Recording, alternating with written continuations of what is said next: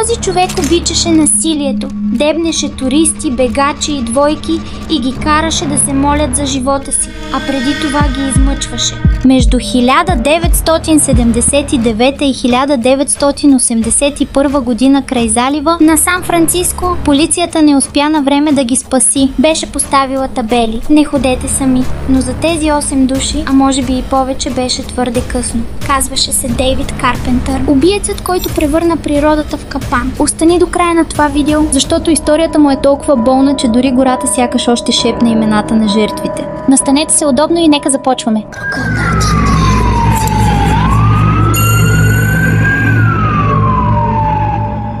Роден на 6 май 1930 година в Сан Франциско, Калифорния, САЩ. Баща му е бил алкохолик и насилник, а майка му е била много властна и също го е малтретирала. До 7 годишна възраст той заеква толкова силно, че за него е било невъзможно да общува. В резултат на това често е бил подиграван. Той е бил принуден да участва и в извънкласни дейности като уроци по балет и цигулка, което е довело само до още подигравки. По-късно той се е напекавал в леглото и е участвал в мъчения на животни, 2 от 3 показателя за триадата на Макдоналд.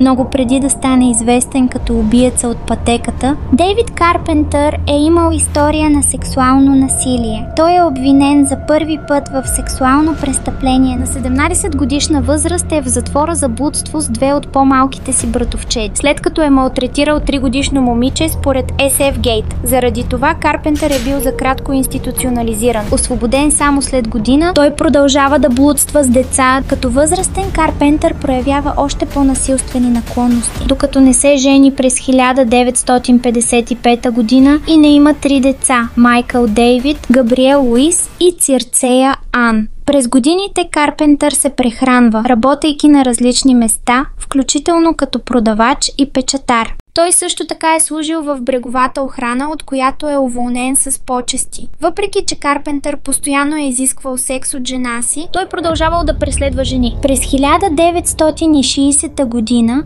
Карпентър се сприятелява с жена и я примами в гората в Пресидио, където я завърза с въже за дрехи, пребия с чук и я намушка в ръката. За щастие, военен патрулен офицер го хвана на местопрестъплението, който случайно е забелязал Карпентър да шофира по безлюден път. Карпентър стреля по него с пистолет, но не улучи и беше ранен от ответен огън и арестуван. На следващата година Карпентър е осъден на общо 14 години затвор по едно обвинение за нападение с намерение за убийство и 2 обвинения за нападение с смъртоносно оръжие. Докато излежава присъдата си, съпругата му се развежда с него и затворническите психиатри установяват, че има социопатично разстройство на личността, коефициент на интелигентност 125.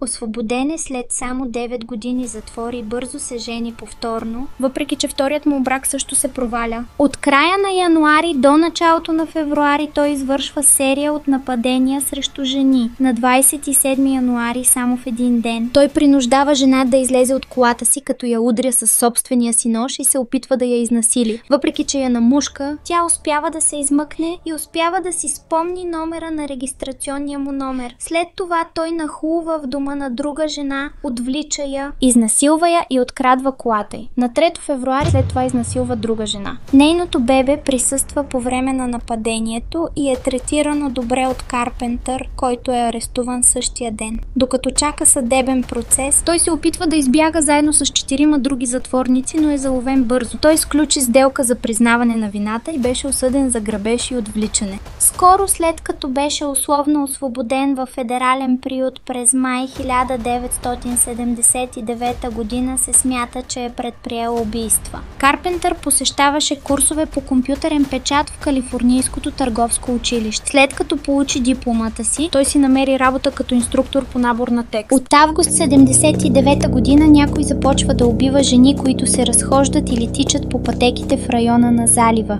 Между тогава и октомври 1980 година 44 годишната Еда Кейн, 23 33-годишната Барбара Шварц и 26-годишната Ан Евелин Алдерсън са открити убити по пътеката в планината там, а 23-годишната Мери Франсис Бенет е намерена убита в Ленсенд. Кейн и Андерсън бяха простреляни, Шварц и Бенет бяха намушкани.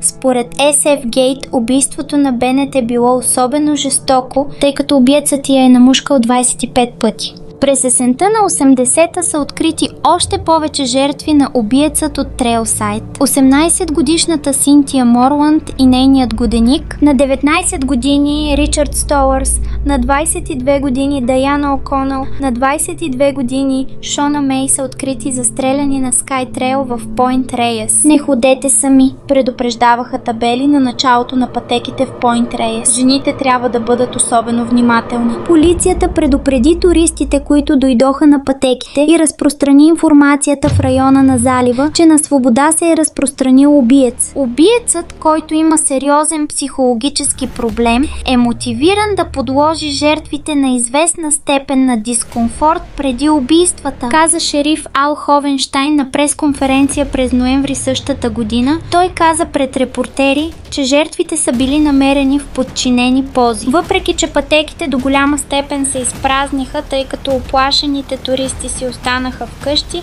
убиецът край пътеката продължи да убива. На 29 март 1981 година серийният убиец нападна 20-годишната Елън Хансен и нейния приятел 20-годишния Стив Хартъл. Той уби Хансен, но Хартъл оцеля, след като беше прострелян във врата. А през май той уби последната си жертва, 20-годишната Хедър Скакс. Беше я примамил с уговорката да й продаде употребявана кола.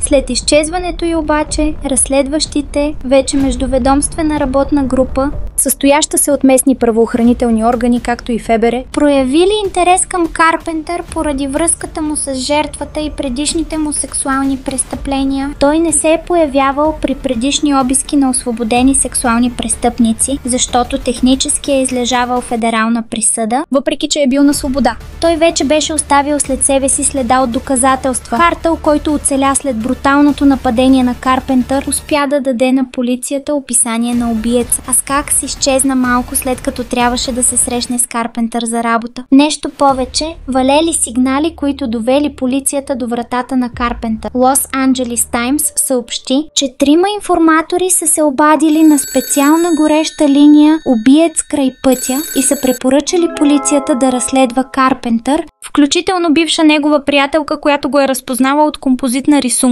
До тогава Дейвид Карпентър не е бил сред над 160-те заподозрени в убийството на убиеца от Трейлсайд. Той е живял спокоен живот, докато е бил условно освободен и не е бил посочен като сексуален престъпник. Но полицията е била сигурна, че е хванала своя човек. През юли 1981 те дори са открили няколко пътеводителя за местни туристически пътеки. По-късно те открили и 38 калибровия пистолет, използван от Карпентър в убийствата му, който той бил оставил на приятел. Имало и няколко свидетели, които го разпознали заедно с колата му на местата на няколко нападения. На 24 май тялото на Хедър Скакс било намерено скрито под някои храсти. От 8-те убийства, приписвани на Карпентър тогава, той не бил обвинен в тези на Еда Кейн и Барбара Шварц поради липса на доказателства и не бил обвинен в убийството на Хедър Скакс. Но въпреки че Карпентър беше признат за виновен в убийство, опит за убийство, изнасилване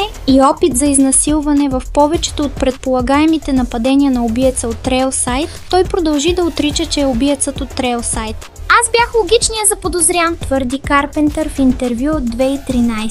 Всички бяха убедени, че съм убиецът от Трейлсайд много преди да бъда обвинен в някоя от тези убийства. Дори следователите знаеха, че съм невинен. ДНК обаче разказа друга история. През 2010 година ДНК доказателства окончателно свързаха Карпентър с убийството на Бенет, въпреки че той се смяташе само за заподозрян за смъртта на Кейн и Шварц. Днес Дейвид Карпентър е най-възрастният известният затворник, осъден на смърт в Калифорния. Въпреки че щата в момента е в процес на премахване на смъртното наказание, Карпентър със сигурност ще умре там. Ужасяващото му наследство вече е почти забравено. Но много хора все още помнят кога знаци предупреждаваха хората да не се разхождат сами и кога ужасяващ убиец дебнеше дълбоко в горите на Калифорния. А вие знаехте ли за тази история? Пишете долу в коментарите какво мислите за Карпентър. Можел ли е да се излекува напълно? Благодарим ти. Ще остана до края на това видео. Ако желаеш още криминални и паранормални истории, се абонирай за канала ни. Помагаш ни страшно много. Благодарим ти и до следващия път.